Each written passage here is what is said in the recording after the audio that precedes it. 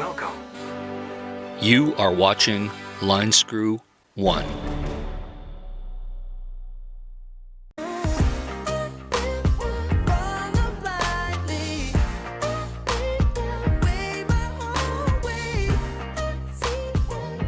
Well, hello tubers, hope you're doing well wherever you are in this crazy YouTube universe. Today we're going to do something a little different. From time to time I talk about some of the products that I do buy, and they are typically products that I buy to solve a problem or an issue, and with hopes that perhaps at least one of you out there will encounter the same problem and maybe we'll try the same product and I can give you my opinion on it. So today, the problem is this. I'm flying overseas, like many of you know, soon. And as many of you also know that travel, the electrical system in many parts of the world is different than North America. Here we have 60 hertz and roughly 120 volts. Now in the past, when I have traveled to, say, New Zealand a few years ago, in order for me to power my laptop and charge my phone and things like that, I just used one of these. A little power inverter plugs into the socket, which worked because I rented a camper van, and all vehicles around the world have 12-volt sockets. So you can easily, run the inverter through here and the USBs to charge things up, so that worked. But where I'm going, I'm not going to be renting a camper van, or renting a car for that matter, and the airline that I'm actually flying there doesn't have power outlets other than USB at the seat in economy. Yes, folks, I'm sucking it up like a buttercup, and I'm flying economy class. I know that's not always my style, but I'm going to be slumming it there in steerage near the back. So I wanted to be able to, edit videos, do things on my laptop, but there's no power. And even sometimes when you're at an airport, forget even the airports where I'm going, I can't plug in my laptop because the power systems are different. But even at the airport in Vancouver, there's times where all the plugs are taken or you can't find one. Well, what am I going to do to solve that problem? Well, there's all sorts of power stations out there that will do the job, but they're all too big, too bulky. Some airlines even restrict the size of the lithium battery which you can take on board. They really absolutely restrict the lithium batteries that are put in the hold as checked luggage. I'm actually not going to check any luggage. I've traveled literally around the world with just carry-on, and I'm okay with it. So size was important. As the ladies say, size matters. So today what we're going to do is, I just actually got this from Amazon. The Rock Power Weekender, I believe they call it. It's one of the smallest. Now, I know what you're saying. I know what you're going to be saying and thinking. Yeah, Yeti makes one, Jackery makes one. Yes, they do. They're all fine products. And I actually own a USB uninterruptible power system that's designed for computers. I use it as backup power. And I have the old lead acid ones with the inverter. So I got these. Now, the reason I didn't go with the Jackery, even the smallest one, is still bigger than this. So let's talk about how this is a pretty practical thing for traveling and charging stuff, and it's got a bunch of features. Now, I don't know if you're familiar with it, so let's get to it and open the box and see what we got here and how it can actually help me and maybe help you when you're traveling. Okay, let's do the unboxing of the Rocksolar power station. Literally one of the smallest units that will do the trick of what I want. So let's see what we got here. Okay, we got the manual. Now before you actually ask the question, you're going to wonder, what is it rated for? Right here out of the manual, it's an 88.8 watt-hour battery. The weight is literally 1 kilogram, 1.04 kilograms, so that's what, 2.2 pounds. Pretty darn light. It is a lithium battery, and it's got 2 USBs and a DC output.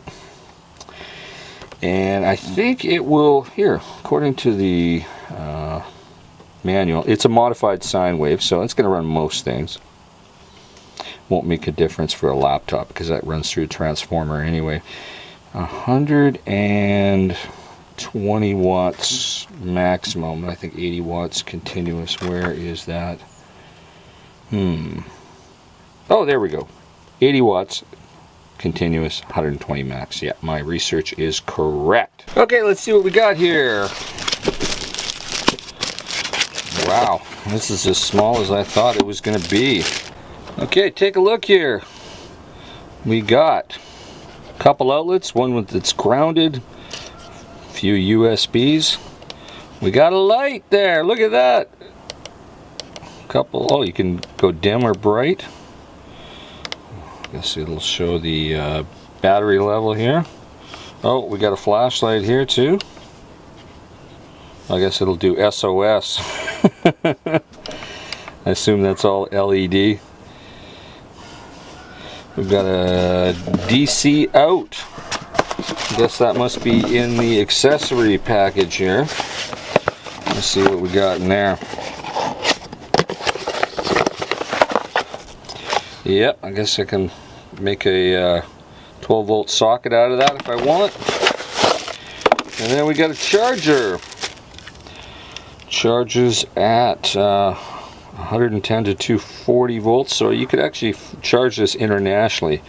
The whole idea of me buying this is that I could actually use it overseas. So now with a plug adapter, I guess I can use this to charge this unit, which I think I'm going to take this to the Philippines, but I'm taking it overseas soon as a backup power. Output is 1500 milliamps.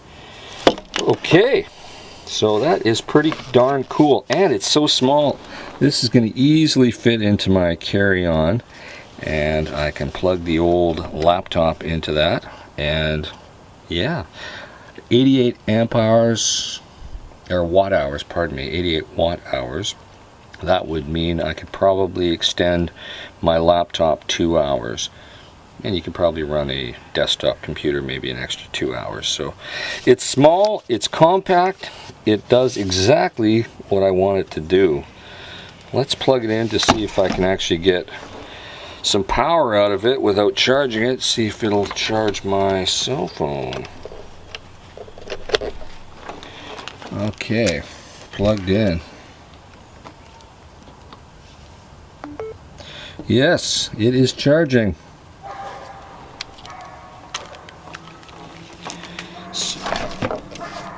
So, it works. Time to charge it, give it a nice full charge. So tell me what you think about this little device. I don't know about you, but I think this is pretty much the smallest item that you could pack on carry-on to actually get a little bit more charge for your laptop and for all the other devices. Now I know there are smaller, flatter, units that can recharge using a USB, but this has a 120 volt grounded socket. So that's a big deal to me because a lot of things don't necessarily run off a USB connection. So I think this is just perfect for my needs, and all my other devices that are like this that are much bigger with a lot more capacity, I'm actually just going to get rid of them, and some of them I'll just give away when I sell my RV because I don't need them. Just trust me, I got some big big battery packs that do the same thing, but they're so heavy and you're not going to lug them onto an aircraft. And that includes even the smaller versions of the Yeti and the Jackery. They're a lot more bulkier and a little heavier. Now, of course, they do have a bit higher capacity, but for my needs here, and perhaps for some of you out there, your needs will be perfectly met with something like this. So put your comments down below on what you think, and in the meantime, folks, stay safe, keep your wheels in the ground. I'll talk to you soon. Over and out.